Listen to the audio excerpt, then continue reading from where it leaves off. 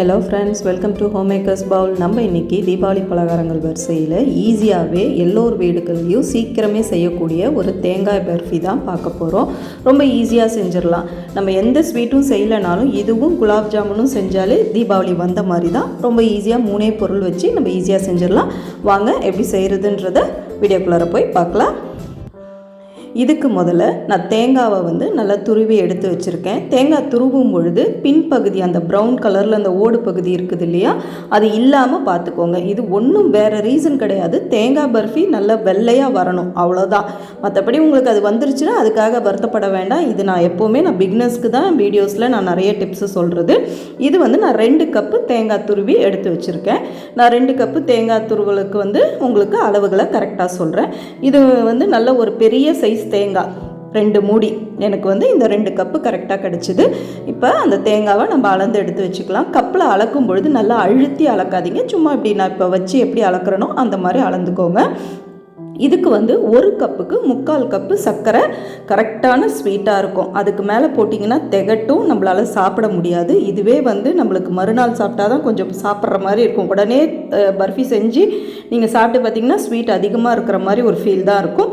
இப்போ இந்த தேங்காவை நம்ம வறுத்துக்கலாம். வறுத்துட்டு செய்யும் பொழுது ஒரு 4 பட்டு வைக்கும் பொழுது நல்லாவே இருக்கும். அதனால் பாகில் தான் நம்ம செய்ய போகிறோம். இருந்தாலுமே கொஞ்சம் ஒரு 10 நாள் வச்சு சாப்பிட்றதுக்கு தேங்காவும் நல்லாயிருக்கும் உங்களுக்கு. இப்போ 2 டீஸ்பூன் நெய் விட்டுட்டு இந்த எடுத்து வச்சுருக்கிற தேங்காவை நல்லா வறுத்துக்கோங்க. வறுக்கும் பொழுது ஸ்டவ் லோ ஃப்ளேமில் வச்சுக்கோங்க. தேங்காய் அப்படியே அடி பிடிச்சிக்கும், கருகிடும். சரிங்களா?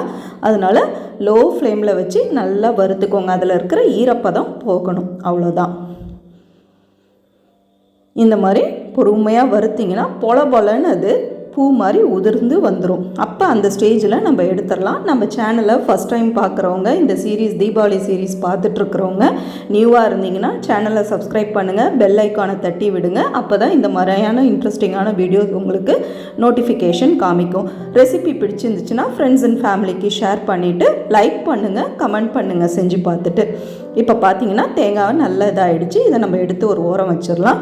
இப்போ அந்த வாணல்லையே 1/2 கப்பு சர்க்கரை எடுத்துக்கோங்க. அதாவது 1க்கு 3/4. நம்ம 2 கப்பு எடுத்தோம். ஸோ 1/2 கப்பு சர்க்கரை கூடவே 1/2 கப் அளவுக்கு தண்ணி ஊற்றுனீங்கன்னா சரியாக இருக்கும். அதாவது மூழ்கிற அளவுக்கு தண்ணி இருந்தால் போதும். ரொம்ப தண்ணி ஊற்றணும்னு அவசியம் இல்லை. சர்க்கரை அப்படி மூழ்கிற அளவுக்கு தண்ணி இருந்தால் போதும், தேவைப்படும். அவ்வளோதான். நம்மளுக்கு 1/2 கப் அளவுக்கு தான் இதுக்கு தேவைப்பட்டுச்சு. இப்போ சர்க்கரையை நல்லா கலந்து விடுங்க. இப்போ நான் எடுத்துருக்கிற சர்க்கரை தூசி இது எதுவும் இல்லை, நல்லா வெள்ளையாகவே இருக்குது. சப்போஸ் நீங்கள் சர்க்கரை யூஸ் பண்ணும் பொழுது ப்ரௌனாவோ அதில் தூசியோ இருந்ததுன்னா ஃபில்ட்ரு பண்ணிவிட்டு திருப்பி சேர்த்துக்கோங்க. அப்போ சர்க்கரை பாகு நல்லா வெள்ளையாக இருக்கும். உங்களுக்கு நல்லா கொதித்து ஒரு ஸ்ட்ரிங் பதம், அதாவது ஒரு கம்பி பதம் வரணும். கம்பி பதம் பார்க்குறதுக்கு நீங்கள் கையில் எடுத்து பிகினர்ஸ் இந்த மாதிரி இப்படி எடுத்து நீங்கள் தொட்டுலாம் பார்க்க தேவையில்ல. இந்த கொதிச்சிட்டு இருக்கு இல்லையா, இப்போ இந்த கரண்டியை எடுத்து இப்படி ஊற்றுனீங்கன்னா அந்த ஸ்ட்ரிங் ஊற்றுறது விட்டு விட்டு ஊற்றுனுச்சுன்னா இன்னும் பதம் வரலைன்னு அர்த்தம்.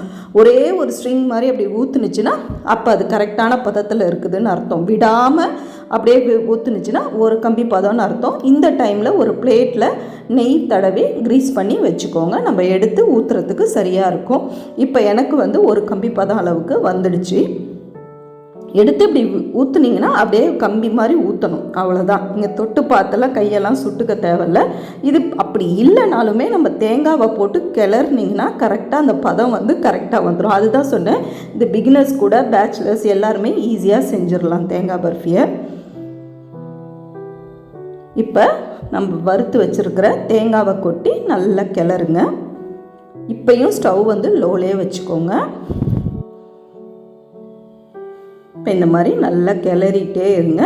நல்ல பூத்து வரும் ஓரங்கள்லாம். அந்த ஸ்டேஜில் நம்ம இறக்கிடலாம். இப்போ தேவைப்பட்டால் 2 டீஸ்பூன் நெய் சேர்த்துக்கோங்க. விருப்பம் இருந்தால், நெய் வாசனை பிடிக்கும்னா, இல்லைன்னா இதை ஸ்கிப் பண்ணிடலாம். அது கூடவே நான் ஒரு 1/4 கப்பு மில்க் பவுடர் சேர்த்துக்கிறேன். எனி மில்க் பவுடர் நீங்கள் என்ன வச்சுருக்கீங்களோ அதை சேர்த்துக்கலாம். சில பேர் பால் ஊற்றுவாங்க. பால் ஊற்றி கிளறும் பொழுது அது டேஸ்ட் நல்லாயிருக்கும். நான் பாலுக்கு பதிலாக பால் பவுடர் சேர்த்துக்கிட்டேன். விருப்பம் இருந்தால் அதுவும் சேர்த்துக்கலாம். இது கம்பல்ஷன் கிடையாது, சேர்க்கணுன்னு கம்பல்சரி கிடையாது. சரிங்களா? இப்போ 1/2 டீஸ்பூன் ஏலக்காய் தூளும் சேர்த்து நல்லா கிளறுங்க. கிளறிக்கிட்டே இருந்தீங்கன்னா உங்களுக்கு வந்து ஓரங்கள்லாம் அப்படி பூத்து வர மாதிரி வரும். அந்த சர்க்கரை பாகு வந்து பூத்து வரும். ரொம்பவும் பூத்து அப்படியே வந்து நீங்கள் எடுத்திங்கன்னா பர்ஃபி வந்து உதிரி உதிரியாக தான் இருக்கும்.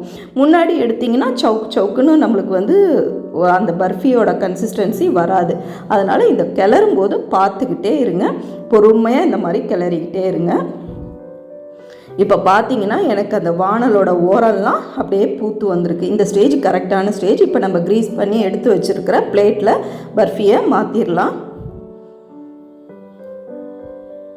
பொறுமையாக அந்த மாதிரி மாற்றிங்கன்னா வானல்லேருந்து விழும் பொழுதே அப்படியே ஒட்டாமல் படப்படன்னு விழும், அப்படியே பொதுக்குன்னு விழும். அந்த ஸ்டேஜ் தான் கரெக்டான ஸ்டேஜ்.